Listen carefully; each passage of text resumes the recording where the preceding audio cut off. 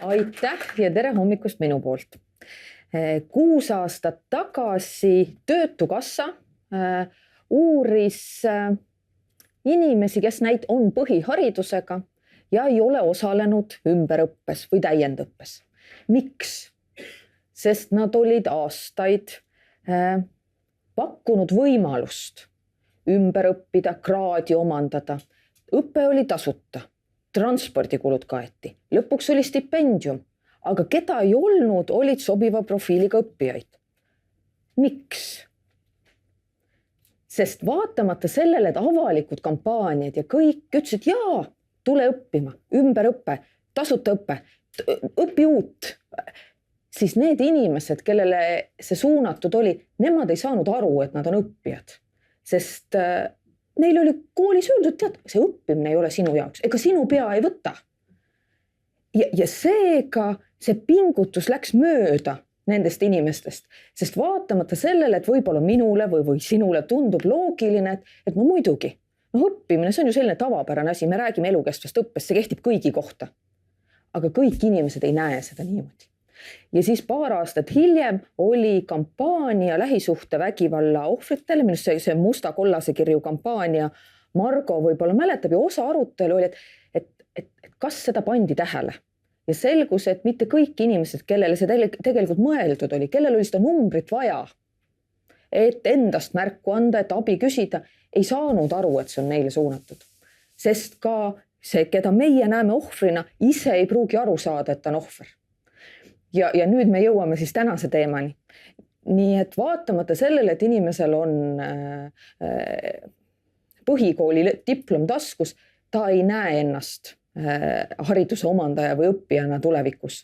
Et tuleb tegeleda kuidagi teistmoodi ja täpselt samamoodi inimesel võivad olla sinikad või mingisugused muud märgid vägivallast, ta ei näe ennast ohvrina.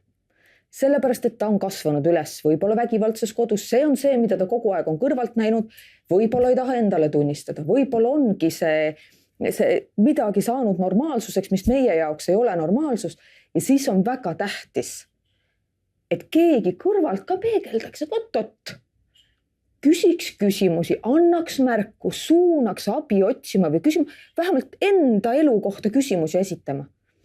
Ja need võite olla teie. Et te puutute kokku väga paljude inimestega lähedalt ja tervishoius nii nagu me abivajajast lapsest peaksime kõik teada andma, tegelikult see vastutus on laiem. Abivajajaid on ühiskonnas rohkem. Ja seega mul ei ole hea meel, et seda teemat peab täna käsitlema, aga kuna peab, siis mul on hea meel, et teie seda teete. Sest tõesti tervishoiu valdkonnas see võimalus abivajadust märgata, sekkuda, kas või hakata nügima õigete küsimise suunas on tegelikult olemas, see on seni kasutamata, aga ma arvan, et tänase õhtu või tänase päeva järel tänaseks õhtuks et kõik oleme targemad selles osas, et mis on need sammud, mida vajadusel võiks veel teha või kuidas teist igaüks oma rolli näeb või mõtestab. Et kui tuleb teile inimene, patsient, klient, et te saate vajadusel siis omalt poolt selle vajalikud sammud ära teha.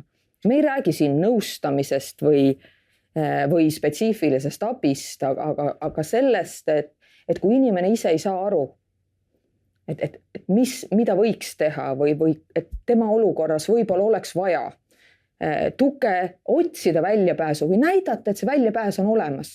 Sest kui väljapääsu ei ole, siis ei ole mõtet selle poole ka jooksma ju hakata. Aga väljapääs on. Nii et soovin teile huvitavaid arutelusid ja jõudu oma töö tegemiseks. Lõpuks me võidame ühiskonnana kõik. Aitäh teile!